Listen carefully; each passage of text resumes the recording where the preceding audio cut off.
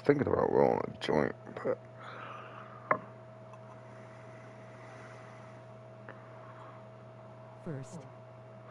first, Barry King is first. Okay. So this is Path of Exile 2. My first character was this Blood Mage. That was in the first season. And then Amazon second season, Nambyssal second season, Namsur second season. Damn, super clean.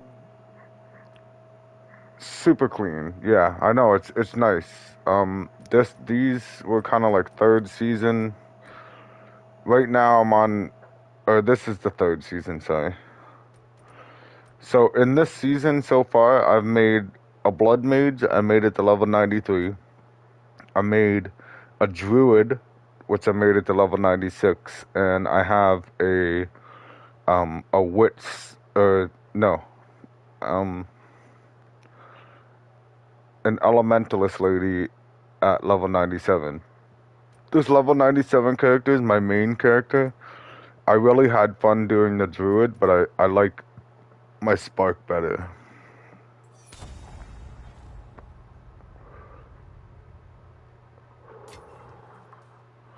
Then this is my hideout. I spent a lot of time moving stuff, like, just so that you know, like, see all these little words and everything everywhere? This is all items I had to place in order to make my hideout, okay? And it took me a long time to, like, get everything perfect. This is the lady that I sell stuff to. I have to go get my gear because I tried to sell everything because I wasn't playing.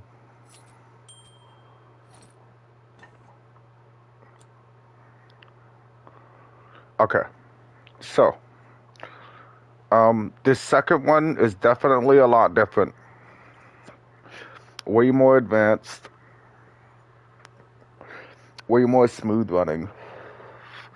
In the first one, in order to cast any skills, I had to be facing that direction with my left joystick. In the second one, you have the aiming joystick is now controlling the direction that your character looks in. So when I want to cast stuff, I don't have to use my left joystick and face that way to cast it. Okay? So I showed you my elementalist where when I casted the sparks, it was those little blue circles, okay? The spark skill in this second one is these. This is my spark skill. So it's a lot more advanced than the spark in the first one. And I can keep going, which is the best part. To the point where there's so many sparks it stops showing them at certain points. Okay. Damn, it's cleaner too. It's nice. I like it. Here is the campaign. So you have Act 1, which is like all these nodes, okay? Act 2, which is all these nodes. Each node is like a different area, okay? Act 3, Act 4. Not to mention there's all the underground. How do I get underground view? I don't know how to get underground view right now. I think I have to go into an underground map. Yeah, so look, this is underground in Act 2. I can't show you the underground in the other ones.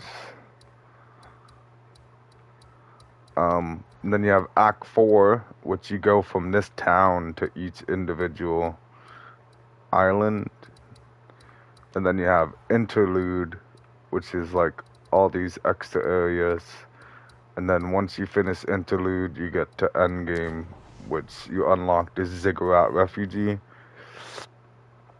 which is basically where you would put your first map in before you start unlocking your hideouts,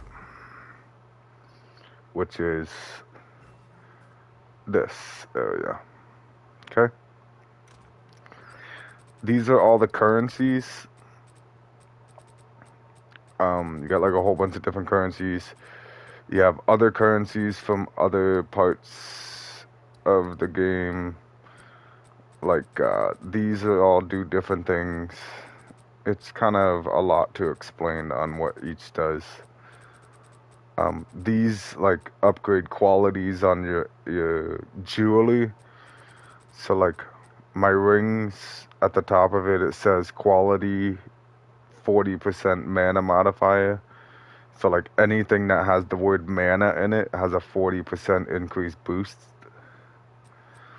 I'm not gonna lie, my gear in this is like fucking primo crispo, the best gear that you can get. Like this wand, for example, I have 7 levels to all lightning spells, 60 like, and then they're all tier 1s too. I crafted this thing. I put so much currency into crafting this thing, it's insane. To have a triple socket with 7 levels of lightning spells and with all tier 1 stats like that is mega insane.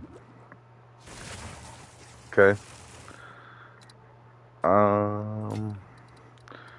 These are the maps, but these are like all tier 15 because I'm at the end.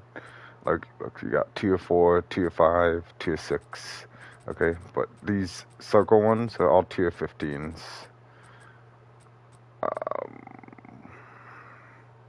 Here, we'll just go run a random map. This is the map device. So I started right here. Okay. So each green map is a map that I've went in and I've completed. Okay. And then each blue map is a map that I can complete or I've tried to complete or whatever. Okay. So where did I start?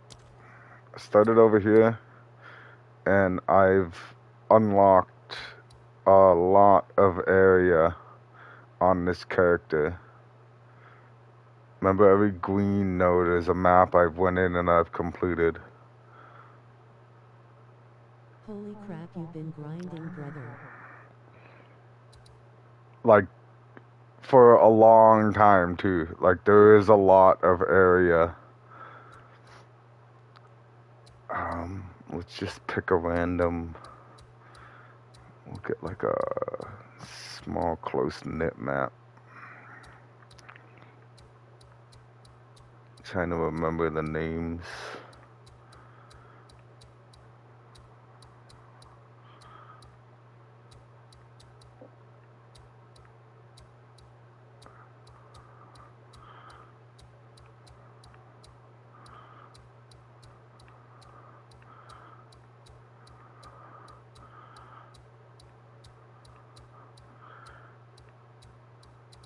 Oh, crypt. Yeah, but it already says map attempted, so I'm not going to be able to... What do I even have? Yeah, I have tablets.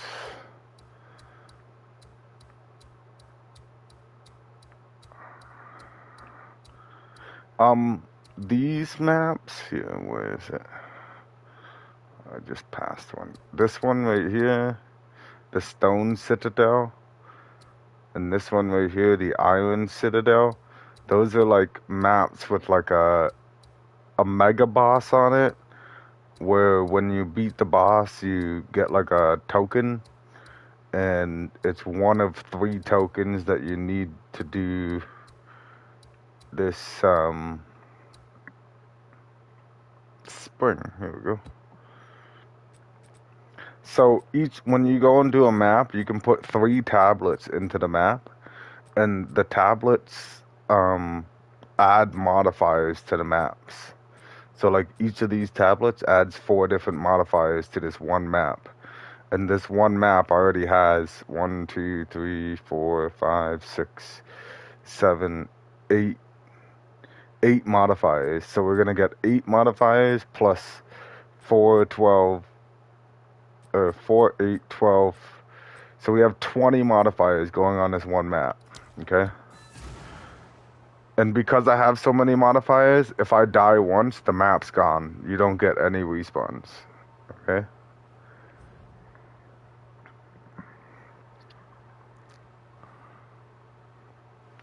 Each map has a map boss on it that you have to kill.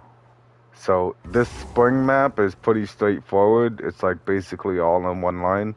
And then there's going to be like a snake boss at the end that I have to kill in order to progress through the map.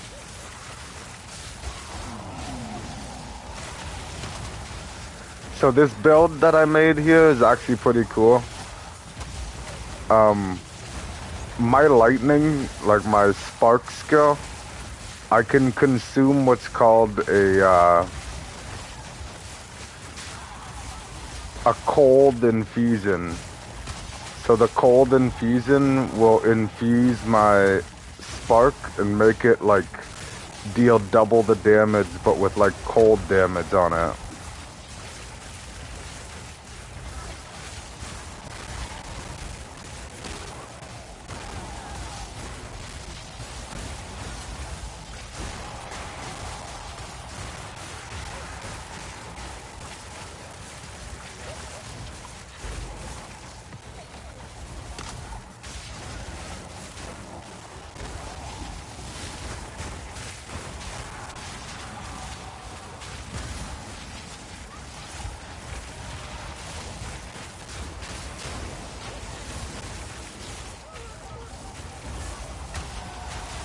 The combinations and visuals this one has.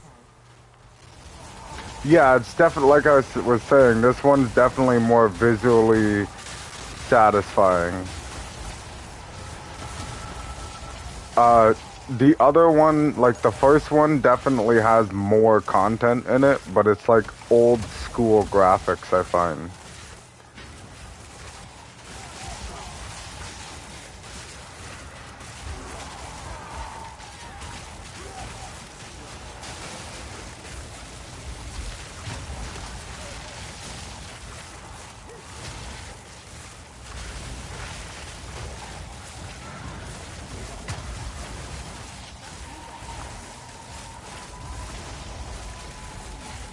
So while I'm killing enemies, every now and then I'll get like a random element infusion that spawns.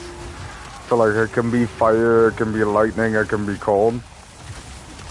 I can cast this cold bomb thing that spawns cold infusions. And then every now and then I'll get a fire infusion and I have this skill called ball lightning. Okay. If I get a fire infusion, it'll infuse the it'll infuse the lightning ball with fire. So it'll make it like a lightning and fireball.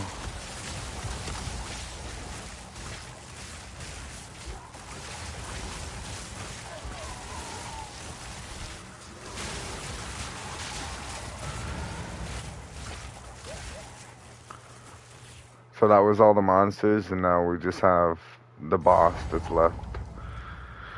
Which, when I go in and fight bosses, I gotta remember, it's the left on the D-pad. Okay, so my lightning skills deal something called, like, they apply a debuff called shock, okay? My one ascendancy, right here, it says targets can be affected by 2 of your shocks at the same time. 25% less magnitude of shock you inflict. So now we're going to click R3 We're going to hover over shock and click shock, and it's going to explain to us that shock is an ailment that causes the target to take 20% increased damage and lasts 4 seconds on players or 8 seconds on non-players by default.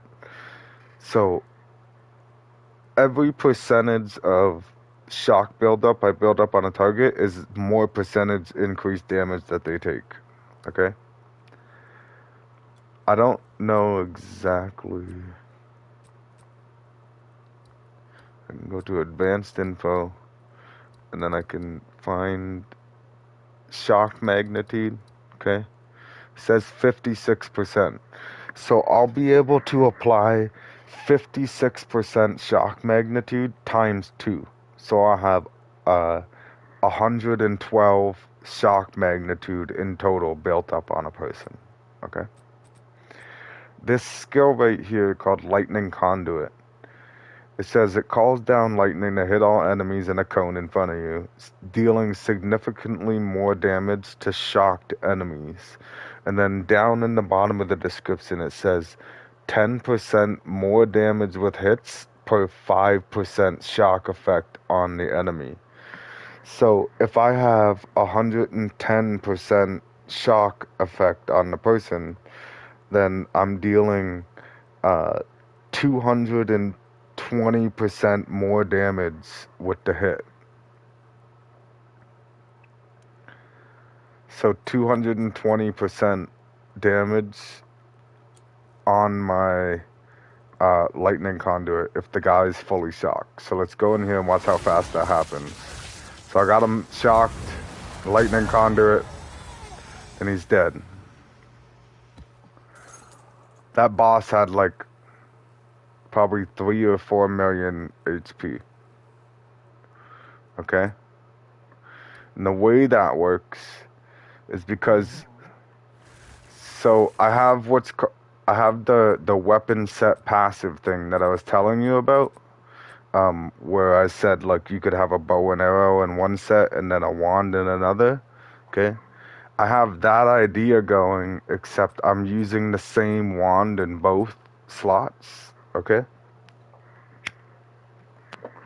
If I go to my skill tree, remember that big ass skill tree I showed you in the other one? Well, this is the skill tree in this one. Okay? If I zoom in, do you see how this line is red and then this line is green? And then these lines are gold. Holy shit. Okay? So these gold lines are like my passive skills that I will have activated on both weapon passive sets. So like when I use my spark and when I use my lightning conduit, okay, those gold lines are always activated. If I'm using my spark, only these red lines are activated and the green lines aren't. Okay? And that's everywhere where I have green and red. So these green ones aren't working when I'm using my spark, but these red ones are. These green ones aren't, but these red ones are. And I can actually probably show you better if I zoom out. Zoom out of here. Okay. So we're on lightning. We're going to switch to conduit and open up the skills. It didn't show all the lines. Before it used to do like an animation where it showed it activating all of them. But it goes back and forth between all those lines just on the snap of an instant. Like it went to all the greens, now it went to all the reds. And then when that skill's done loading, it went to all the greens, it went to all the reds. Like it switches that easily. So I have a whole bunch of shock magnitude buildup on my spark path, and then I have like all critical damage and shit build up on my conduit. So another way to look at it is my lightning conduit right here. It says DPS, damage per second, is 80,000. okay? But now, if I launch my lightning conduit, and then I go look at it, my damage per second is now at 240,000. So we went from 80,000 to 240,000 just by changing my weapon passive area.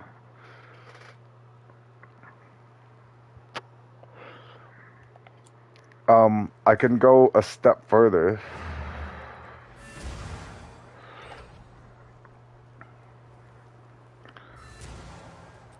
I have a skill gem, or I have a jewel, sorry,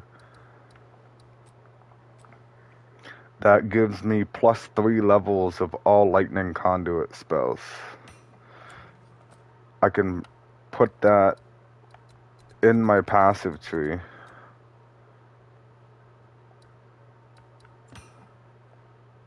And get +3 levels on that lightning conduit.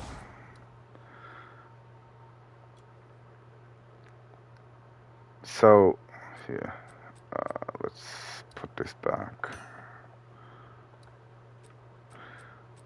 And we'll go to advanced info. It says average damage per use is 352,952. Okay, 352,000. We're gonna go and put this back on and go over to the skill, advanced info, 352. So it's bugged out. 1 sec.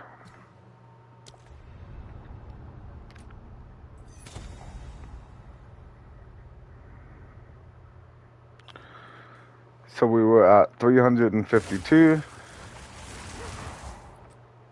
Now, if I go advanced, it says average damage per use 546,000. So I gained an extra 200,000 damage just by changing that one jewel. And I usually change that jewel when I'm doing what's called pinnacle bosses. So pinnacle bosses, let's put all this stuff away. Pinnacle bosses are, how much currency do we have? We got enough. We'll just buy it. So you can buy any currency in the game from this lady. And that includes like pinnacle stuff. So everything's like priced up the ass. I'll fill that in as soon as I can. Give me 96. I don't even know if I have any. I got 3. Actually, well, we can show you a couple. We'll show you a couple pinnacle bosses. Since we got VIP Perry King in the house.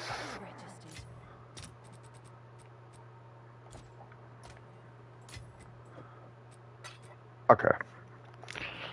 There's another one that I can get called Semiculum Splinters. And instead of one single boss, it's like 15 waves of monsters, okay? But these ones are a little bit more simple, so I'll show you these ones first. So you have to go to this realm gate. These are the Semiculum Splinters I was just talking about. We'll do the Cruise of Nothingness. And this is the hardest version of this boss, okay? It's a tier 3, so I have to spend 150 coins to get in here.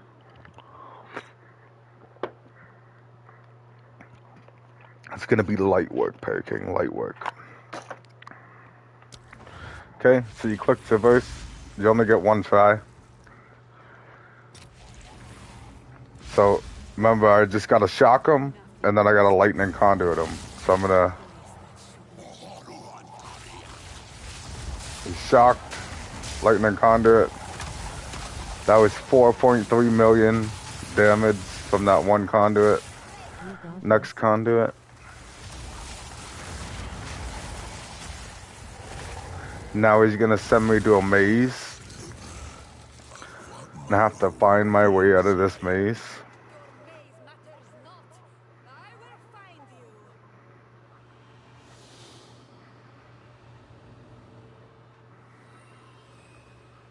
Which these orbs, they show me the way.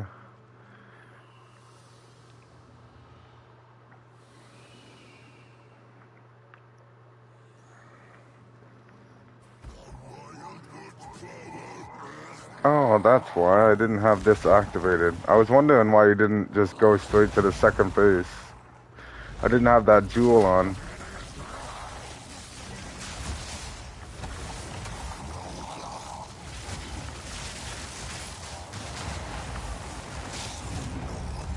And 2 hits. I think this guy has like 10 million health.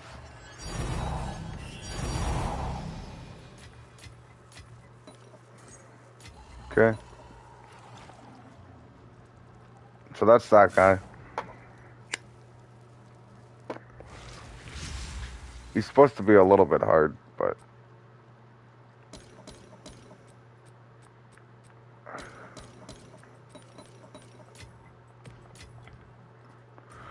Okay. So that was that guy.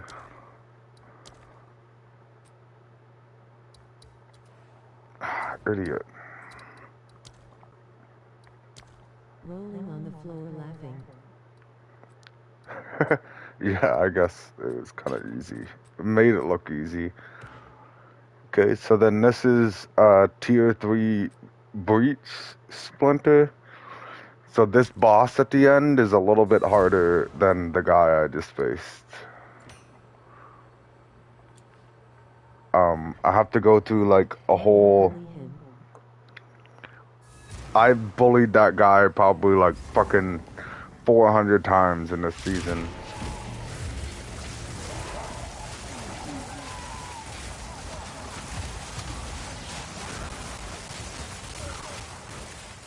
So this pinnacle boss, I have to like go through all these enemies and get to the end in order to get to him.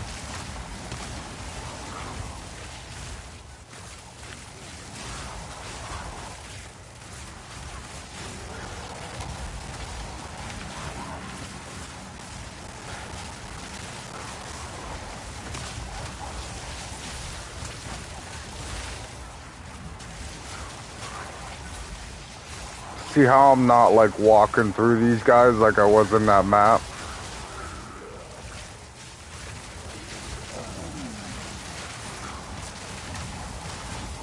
Well, I kind of am, but like not as smooth, I guess, if that makes sense.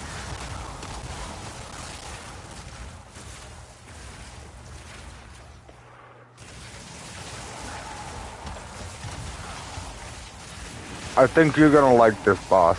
He's kind of cool. I call him Zesty Boy because his name is Zest.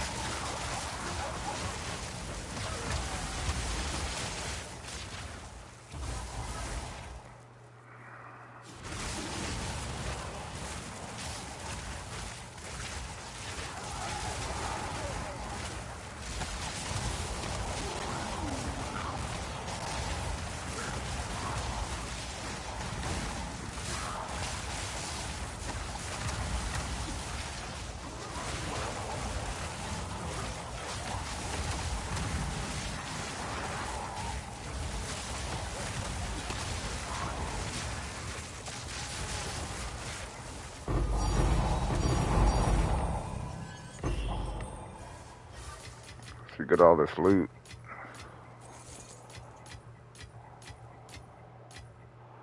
And these breach rings. Not shitty support gem. Okay. So this is where I put my +3 levels of lightning conduit back on. I'm gonna get a couple cold infusions here before we start.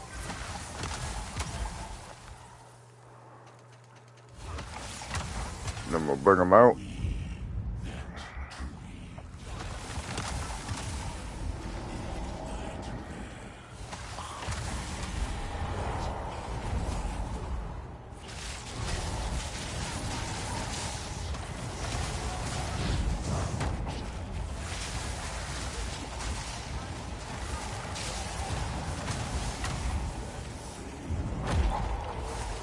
that was like 20 million health.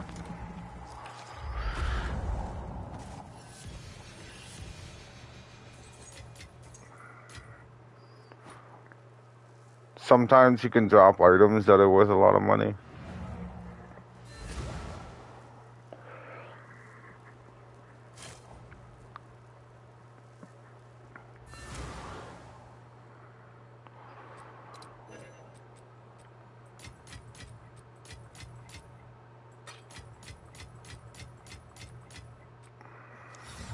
Ancient tower. Light work.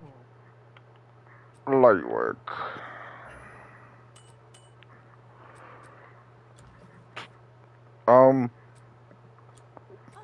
So yeah, that's like I'll do you proud. the little pinnacle bosses, okay? Then you can get, I don't know if I have any.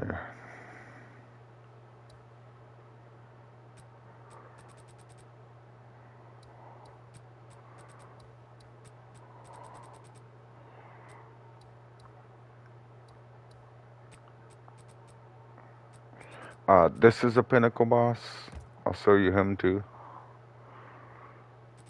I was trying to see if I had any other,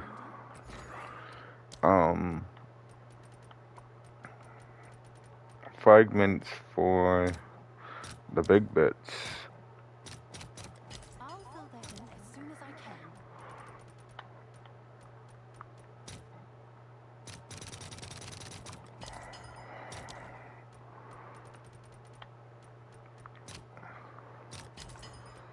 Okay. So there's a boss called the Arbiter of Ash, A-S-H. I call him the Arbiter of Ass.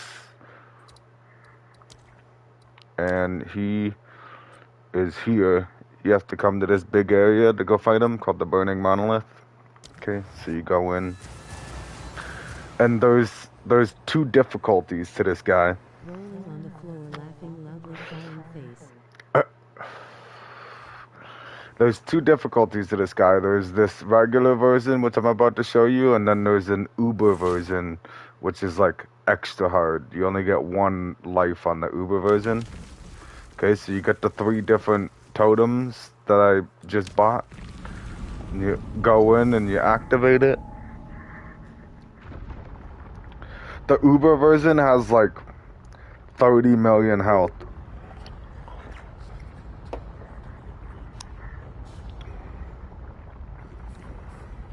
This is actually a really cool boss fight. I like this boss. Even though it's the Arbiter ass.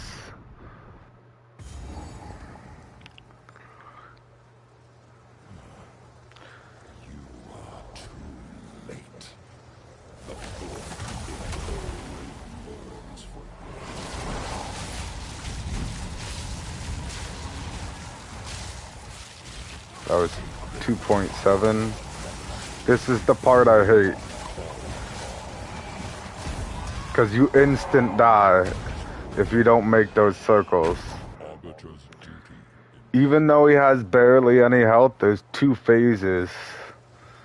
So you have to get through both phases. You either have to get him to start his second phase before he does the circles, or you're screwed.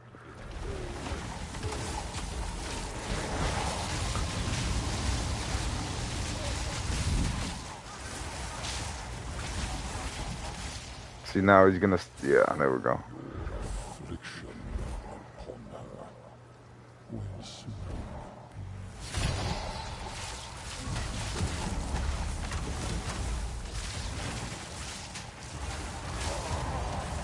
Wasted.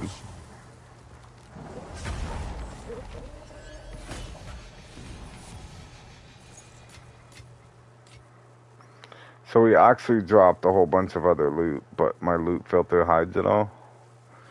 See, that Grand Cusis thing is part of his gear set that he can drop.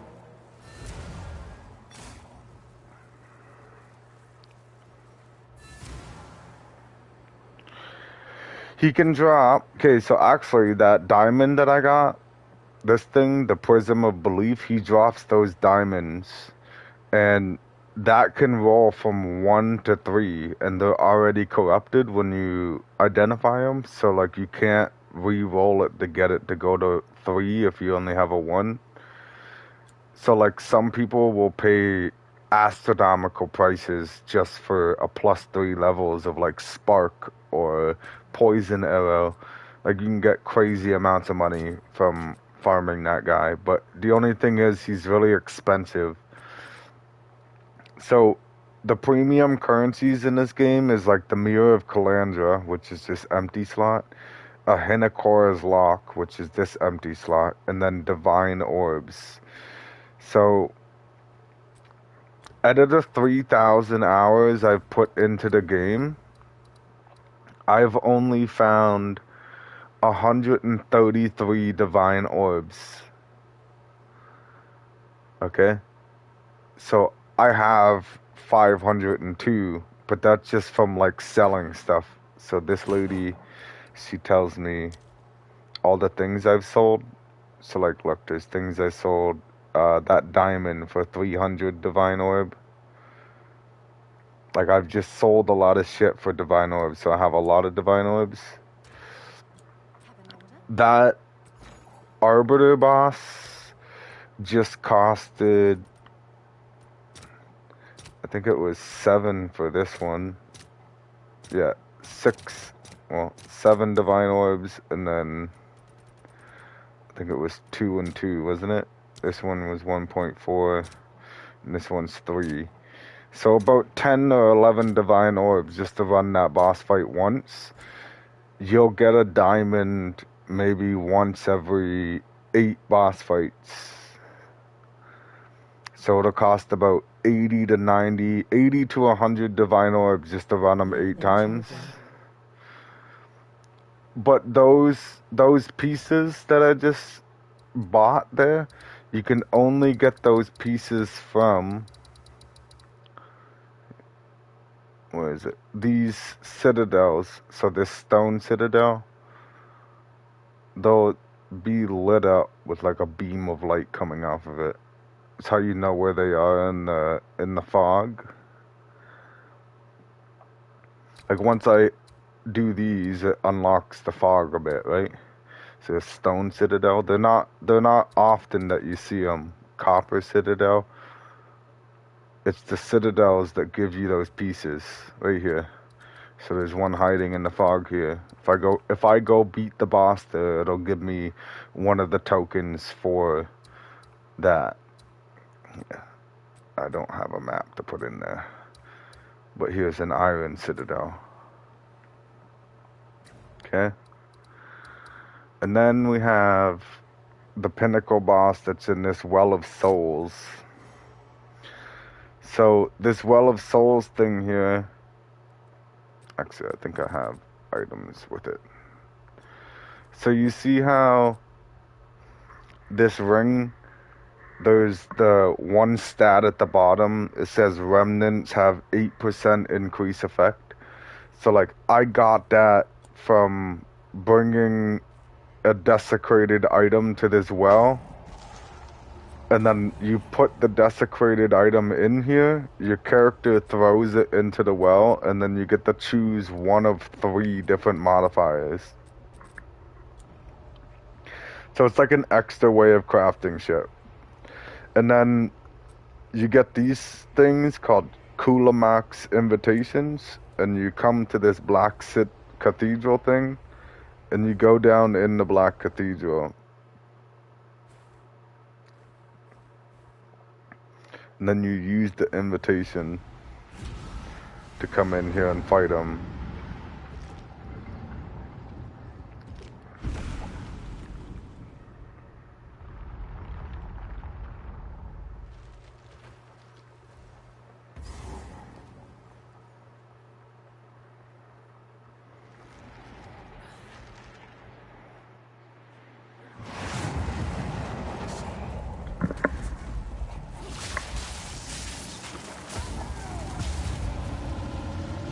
So you kill them once. Then you can choose one of these 3 statues, okay? Every time you choose a statue, it's gonna add a new modifier to a ring that I'm gonna get at the end.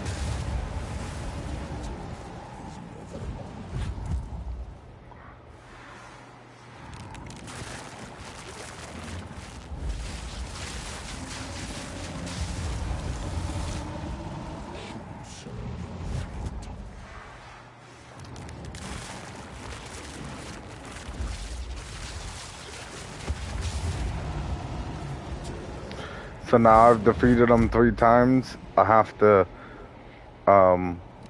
return the finger. And then I fight him a 4th time, which he goes into berserk mode.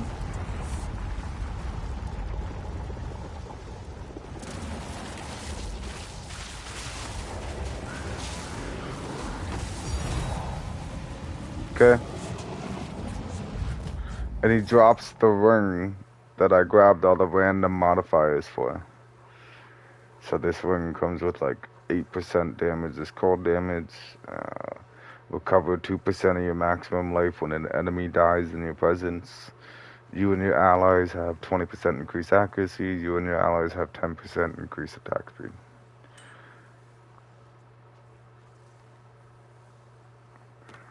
Those can be different every time, because you can choose between the 3 statues there.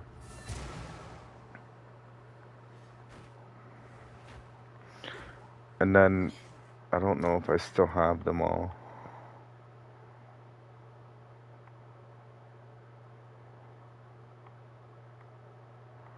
I don't. I sold them all. I had like a whole shitload of these rings.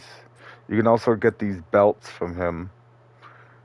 This item gains bonuses from socketed items as though it was a helmet. So like, the jewels that I have in this helmet that give me increased maximum mana, the increased maximum mana only works if I put it in a helmet. So like, I could put those jewels into this belt, and then it'll give me 99% increase effect of the item. So like, instead of 6% maximum mana, I'll have 12% maximum mana if I use the belt with those in it.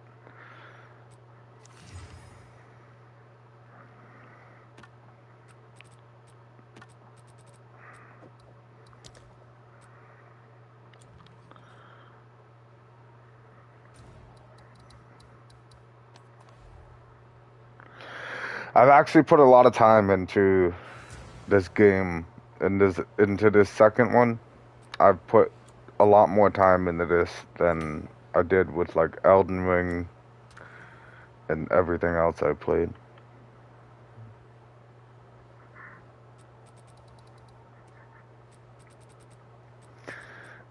You can also do stuff like get these Orb of Chances and use them on normal items to turn them into a random unique item in that area. So I don't know if there's still people selling them or not. There used to be people hanging out in the trade chat selling them all the time.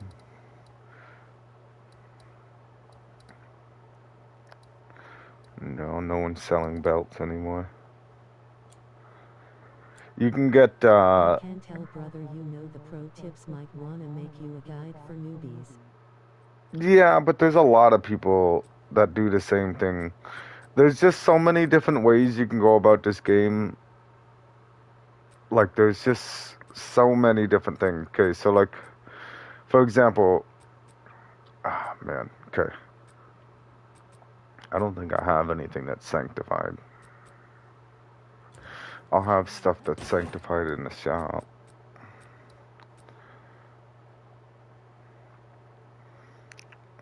That's not sanctified.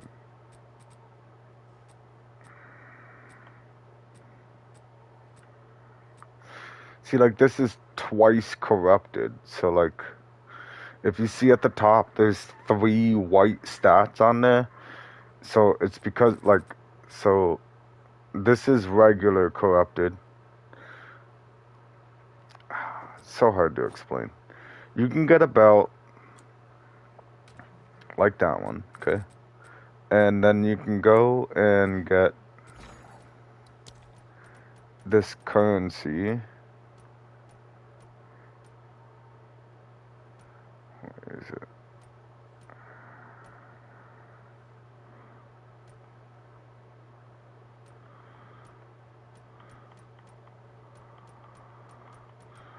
I want to say it's essences. Right here. So I can buy one of these essences of insanity and get 4 for 1 divine. So what that essence of insanity does is if I use it on a belt, it'll add this modifier of on corruption, the item gains 2 enchantments. So like, yeah, I'll just buy a random fucking thing. Bye then. Okay, so I have this spear here, okay? I can use this Vow Orb on it, and it will corrupt it. So when it corrupts it, it locks it so I can't modify it anymore. But it also can alter the stats on it. It can make it better or worse. It's like a really a big chance when you're doing things. Okay? So to get the full experience to see if it's gonna do it. I have 20% quality and 1 gem slot. So now I'm gonna corrupt it. When I corrupt it, it has a chance to increase the quality. It has the chance to add another gem slot. Like I can only have 1 on it as is right now. Or it can add a new stat to the spear, or it can take away a stat from the spear, or it can do nothing at all. But we'll do it and we'll see. So here it did nothing at all. It didn't change the quality, didn't add a gem, didn't do nothing. Okay? So with that on corruption, item gains 2 enchantments. It gave me the 2 white stats at the top, the 13 to intelligence and the 21 to cold resistance. Okay? You can then use another currency to twice corrupt something. So basically, it'll corrupt it again after it's already corrupted. And that would be called...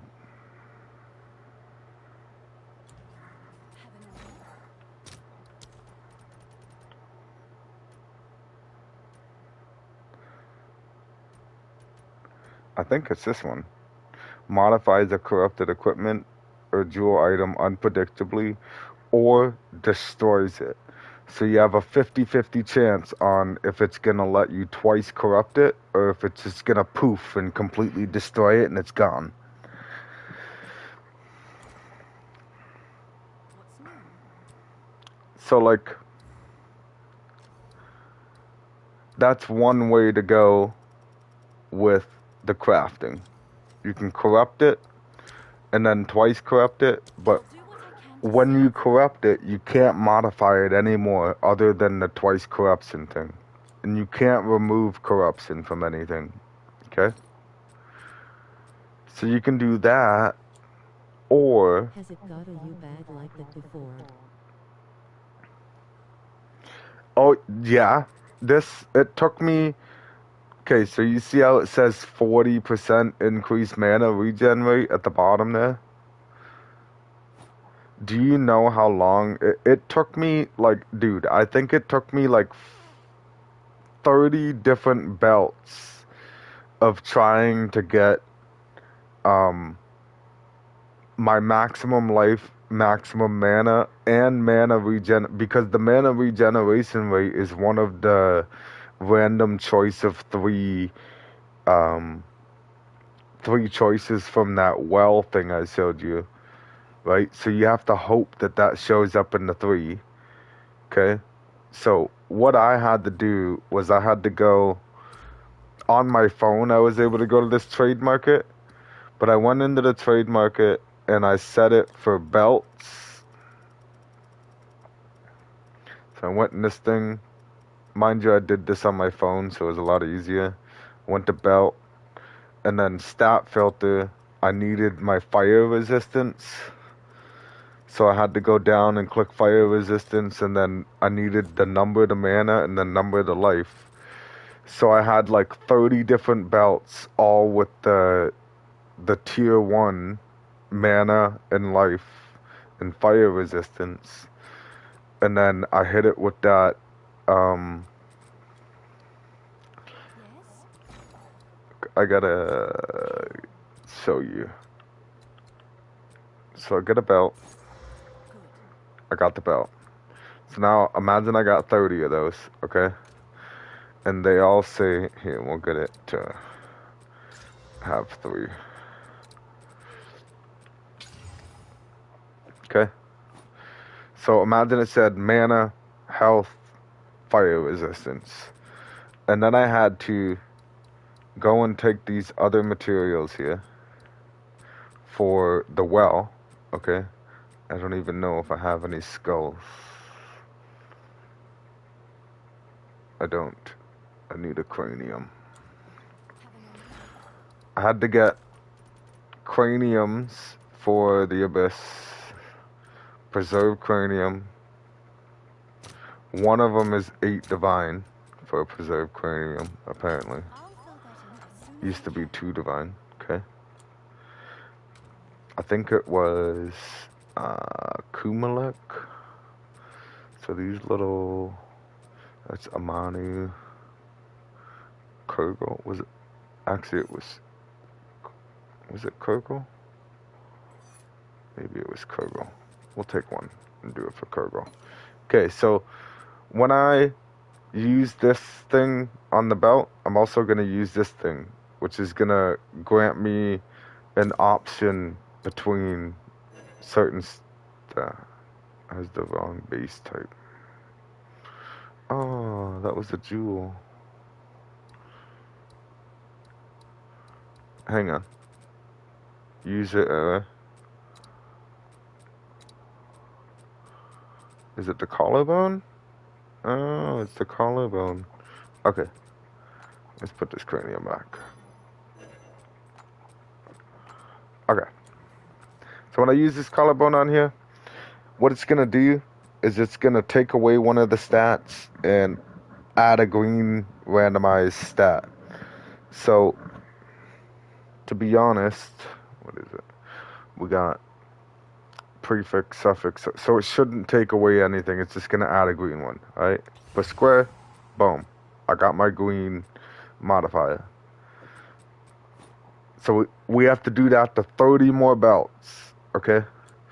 And then we have to take all 30 belts and go to this Well of Souls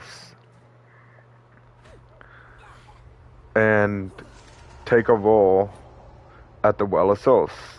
So I got a reveal, and right there, mana regeneration rate, okay?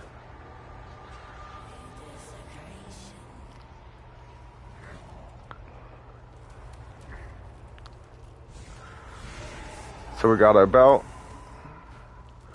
with our wink wink mana and life and fire resistance, okay?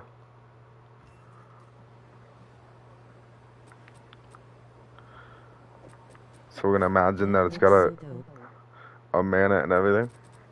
Now I need to corrupt it. Oh wait, no. We need that essence. The essence of insanity. I don't think I have any. What's new? So we go essence of insanity. 1 gives you 4. Your order is registered. So we're gonna use this on this. Okay, so thank God it didn't take away my mana regen. That growing in the green abyss animation so fire. It was nice, eh? That was part of the last season. This season, the big update was this crystal thing of a temple. I'll have to show you in a bit. It's a little bit more complicated. So, I put that in there. On corruption, item gains two enchantments. I get myself a Val Orb to corrupt it. Okay? So now when I corrupt it, I have to hope that it doesn't take away the mana regen. Corrupt it, boom. It kept the mana regen, and it added 15 to intelligence, 21 to fire. So now I can take this last piece of thing, Architect's Orb, modifies a corrupted equipment or jewel, or destroys it. So this will twice corrupt it. And boom. Perfect example of how risky it is. So I had to do that 30 times in order to get the belt that I needed, which is this one. Which I didn't do the double corruption on this because I was tired of having to do the same thing over and over and over again.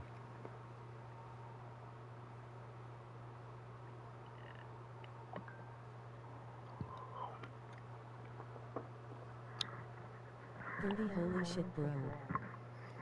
That's what I'm saying. But it was the same thing with these rings too. In order to get the because I got a tier 1 number to mana, and I got the percentage increase mana on both of them.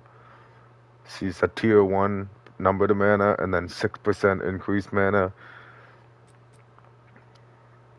And then to be able to have all my resistances, like I got all my resistances at 75, my elementals, and my chaos resistance at 75.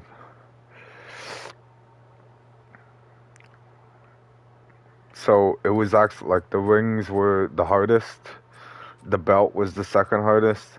I'd say the wand was number 1, the hardest thing that, and the most expensive thing I've ever made. I took forever getting this. It blew my mind with the wand. So that's one route that you can go with finalizing a piece of equipment, okay?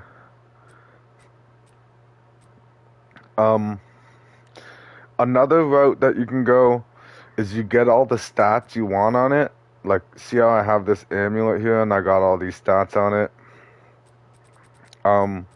You can do something called Omen of Sanctification, okay? Which will require that omen and 1 divine orb. So what it says is, while this item is active in your inventory, your next divine orb used on a rare item will sanctify it. Sanctifying an item will randomize the numeric values of its modifiers, then multiply the values of those modifiers by a random value ranging from 80% to 120%. The resulting item will now be sanctified. Most methods of item crafting and modification cannot be used on sanctified items. So basically saying, once you sanctify your item, you can't modify it anymore. Like, that's it. That's what you see is what you get. So I have +3 levels of all spell skills on this amulet. The only problem is that +3 levels is fractured, so I'll never be able to get it to +4 from sanctifying it. Only because the stat is yellow. If the stat wasn't yellow, I could use this Omen of Sanctification and this Divine Orb on it, and I could possibly get +4 levels of all spell skills, which greatly increases the value of the necklace and greatly increases my damage output on all my skills. The only problem with it is it could also go the opposite route. So because it could multiply it by 80%, I could come out with a +2 levels instead of +3. So that's what makes it risky business. It's what makes it risky business with everything. When you're trying to corrupt and get extra... So body armors, for example, you're only allowed to have three gem slots on a body armor, but if you corrupt it, you have a chance to get 4 gem slots on your body armor. I think I went through like 15 of these body armors trying to get the 4 slots so that I could do what I wanted to do. Can I help? And these 3, look, these 2 are leftover examples of how hard it is to get the 4 slots.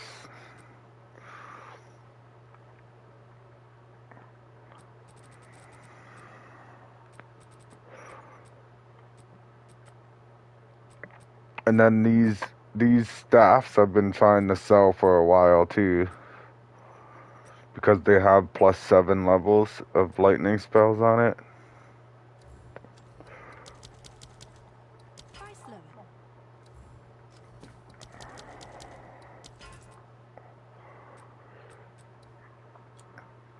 Like, there's a whole bunch of ways you can go about crafting in this game. I fucked myself on these gloves. I tried to corrupt them, and it wrecked the stats on it. So the bottom where it says reduced attribute requirements and dexterity, it used to say grants, I think it's 80% increase of socketed items, and it was intelligence instead of dexterity. But when I corrupted it, it changed those 2 stats and fucked me. That's around when I stopped playing the game, because I don't... These double slot gloves... Well, these double slot gloves, they're expensive, man. It's like, I think 400 divine orbs just to get a pair of these gloves with 2 slots on them. So when the gloves come with 2 slots on them without being corrupted, it's an exceptional pair of gloves. So like, you have to find an exceptional pair, or you can only have 1 gem slot. So since it's such a rare drop, the exceptional pair, everybody like has them listed for expensive as fuck. And then not only that, you pay the 300 or 400 divine to go and get the pair of gloves, and then you go and corrupt it to try to get the 3rd slot, and then it switches all the stats like this, and then you're screwed. It sucks. It definitely sucks when it doesn't work out. That's why these boots aren't corrupted, because I'm scared it's going to change the stats. That's why this ring's not corrupted, and this ring's not corrupted, because I'm scared it's going to change the stats. I tried to get 3 slots on this, and it didn't do anything. It just locked it. And that's why I'm scared to do the amulet, too. Because you can corrupt the amulet, and you can get a +1 level to all skills up in the top. But again, it's risky. It's all risky business.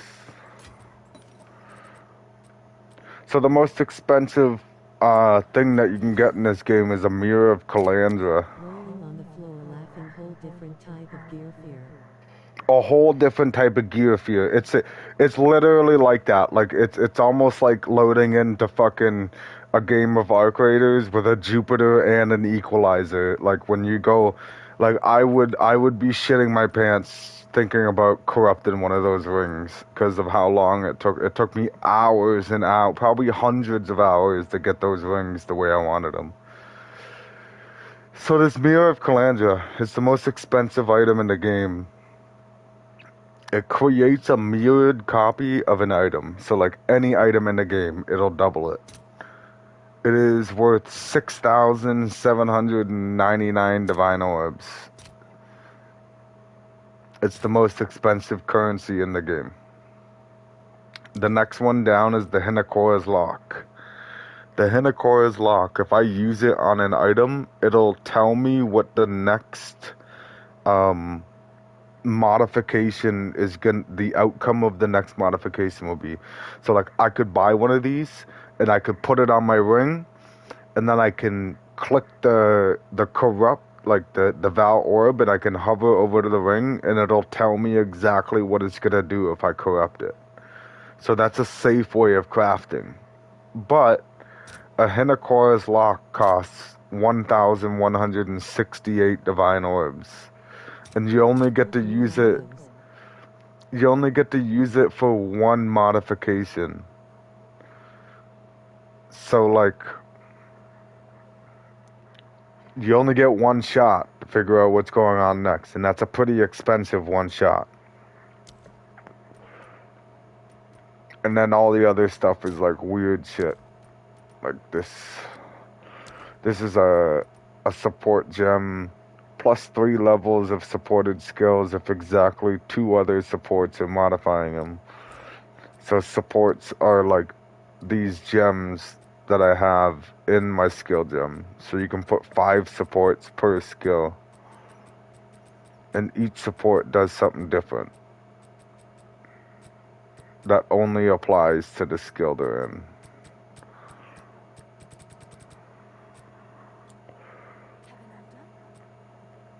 There's definitely a lot in this game.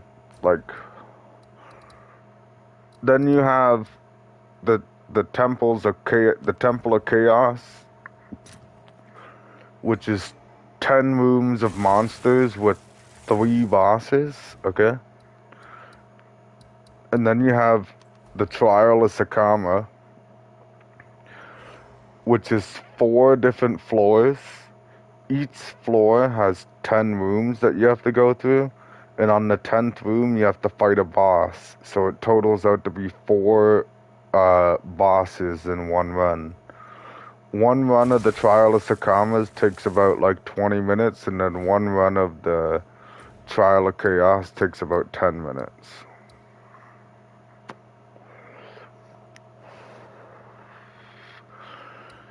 So that's Trials of Sakamas, Trials of Chaos. Showed you the well, showed you the hideout. The last thing to show you is the Val Ruins, which is your own buildable dungeon. So, like, you go and complete maps. Every map you complete, you get 1 to 3 crystals. You need 6 crystals in order to activate this thing once. So you come in here, your 6 crystals give you 6 random rooms to place, okay?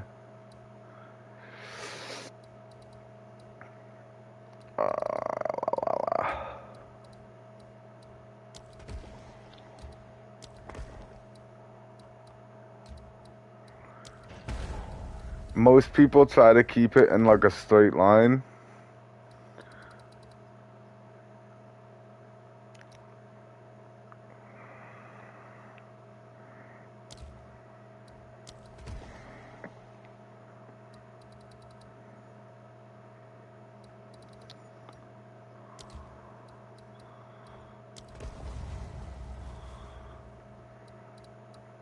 Because when you complete it, it gets rid of rooms, okay?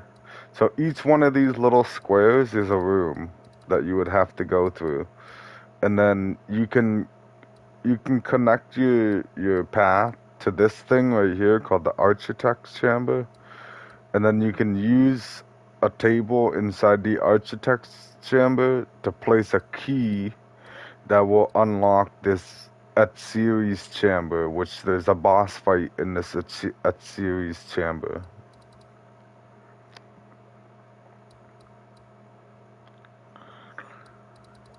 This takes a long time to go through, so I kind of don't really want to go in here.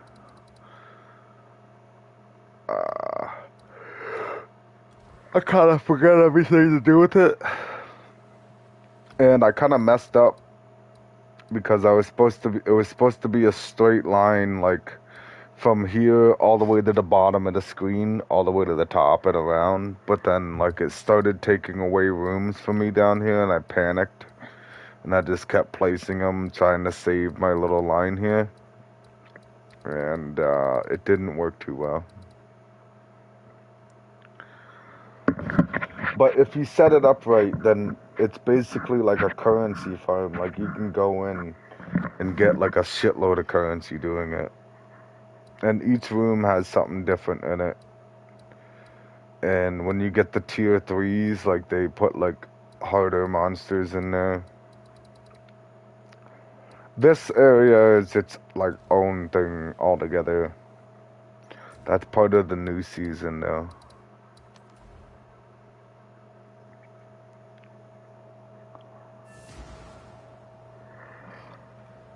And like what I've been doing in between like not playing the game is I take all my stuff off. Sounds like the money area. How to unlock? You unlock that like right away. You'll well kind of. I mean you'll unlock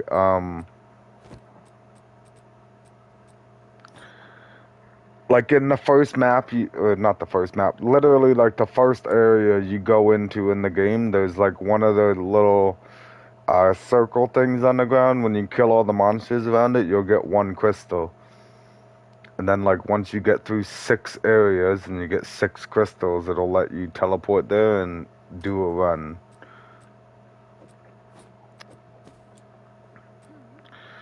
So what I've been doing, because I've been offline a lot, is I keep putting my shit in here for 1 mirror of Calandra each.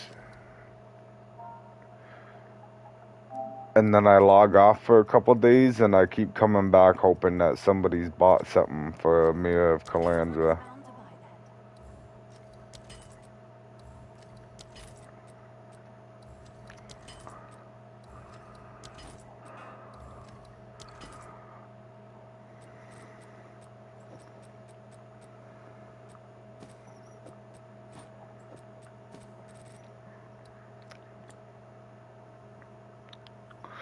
Someone will buy something eventually.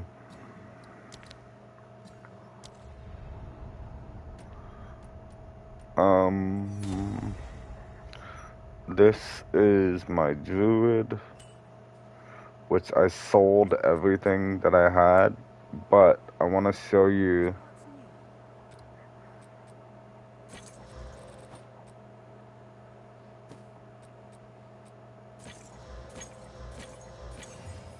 Let me equip one of them. I'll tend to the books. So this is the dragon. It's got its own dodge. Oh, it's got its own sprint.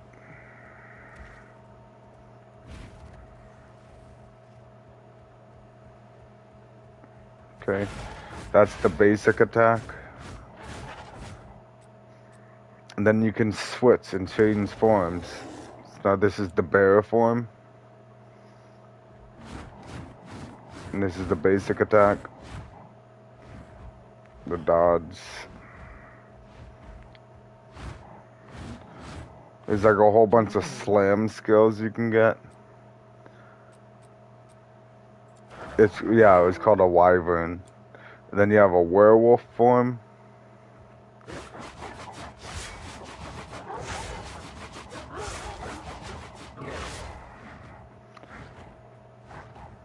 And then they all have their own skills too. Like the wyvern has like an oil barrage,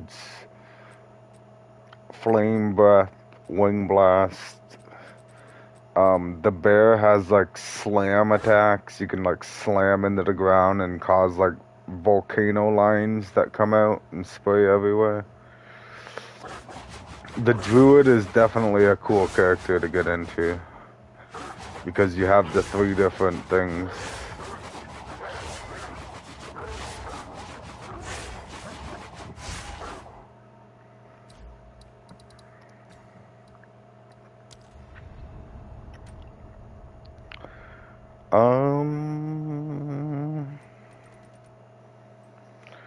The characters.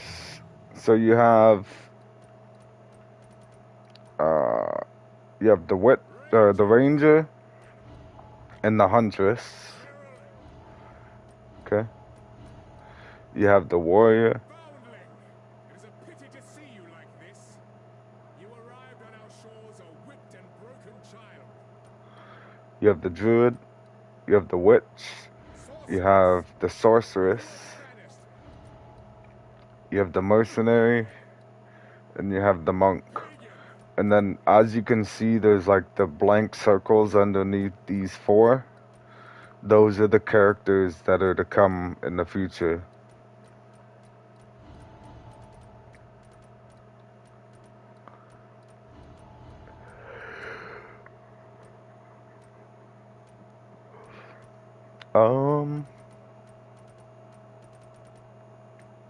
The Huntress is a cool character because you can ride a bird. Plenty to choose from. Plenty to choose from. Scent.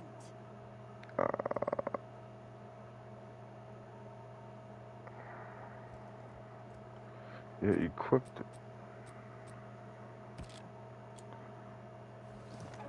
So you can get on the bird and like fucking go around and attack and shit. Peak diversity. Well, live trade, but don't worry. I'll tend to the books.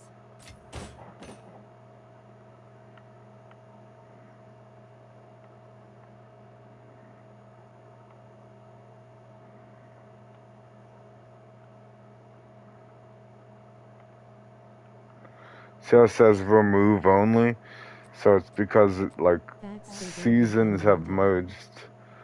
Yeah, and you can like attack off of it. When you're riding the mount, you have no so when you use skills, you get like what's called a movement speed deduction. So like while I'm casting, I'll go back to 3rd feet. I don't even know if I can use the spark without anything in my hand. Yeah, I can. Okay, so you see I'm running in circles perfectly fine. When I start activating the skill, my character slows down. Okay. With that row amount, any skills that I had on that row amount, if I'm using them while moving, I wouldn't slow down. I would be moving like this speed while all the sparks are coming out and flying. But like you're limited to what skills you can use on that mount. You can't use spells.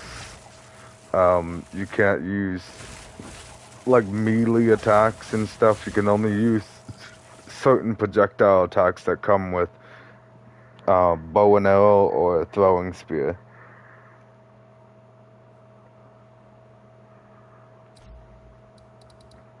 So there's definitely different things that you can get into. You can even like mix items together. Like if I had two gloves of the same thing, I could put them both in here and then choose 1 or 2 stats from both and try and merge them together to make one awesome item. But the only problem is the higher the tier of the mods that you choose, the lower the chance of it recombining.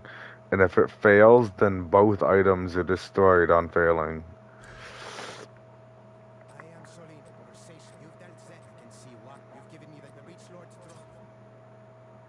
It was my understanding Thesht wasn't. I do know that the Breach Lord, that is not the wonder if missing fact. Let us hope Thesht now lies low.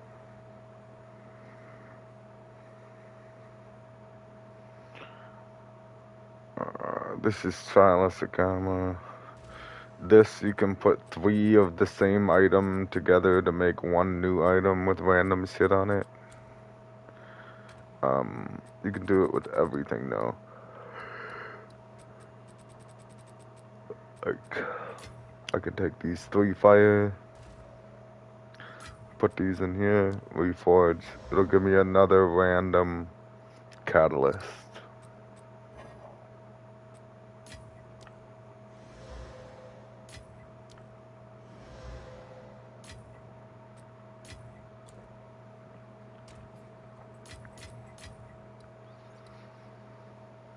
Which, sometimes it's smart to do that, because if you look, that flesh catalyst, for example, and go Divine Orb, I can get 3 for 1, okay?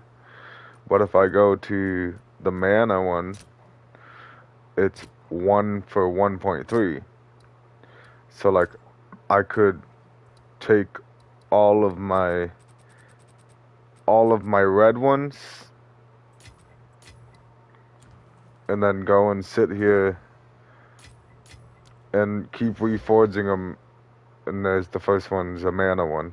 So I just turned 3 into 1 divine. Another mana one. Another mana one. Another mana one. So I got 4 out of that. Then I could take the 4 and sell them. 4 for 5 divine. I'll post it right away.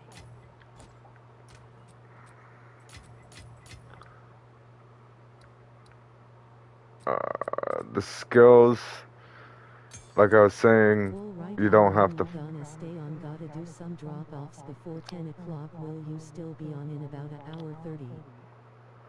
Yeah, man, for sure. I might be on like Arc Raiders or something though. That's for sure. These are all the different skills that you can craft that are all in the other classes. Back to where we started. So this is where we started. And you got skills, skills, skills, skills, skills, skills, skills, and then where we started. And then it's the same for support gems too. So you got, these are all support gems that can alter your skills. Those were all the blue ones. These are all the green ones. These are all the red ones. Like, there's so many different ways that you can buff your build. It's insane. But yeah, definitely get into the first one before you decide to put money into the second one.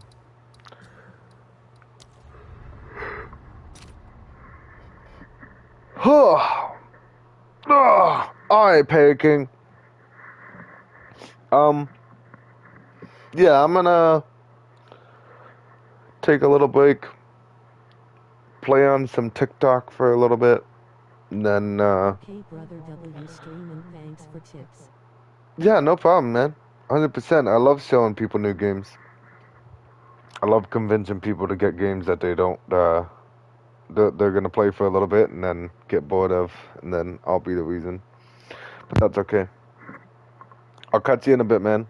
I'll have this stream up in Arc Raiders or something.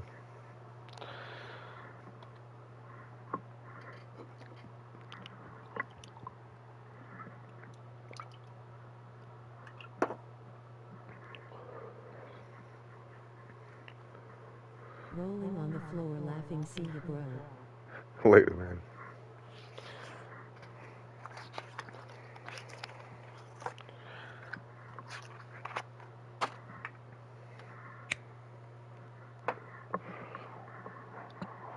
Yeah, maybe I'll go over there now and I'll get some of the trials done.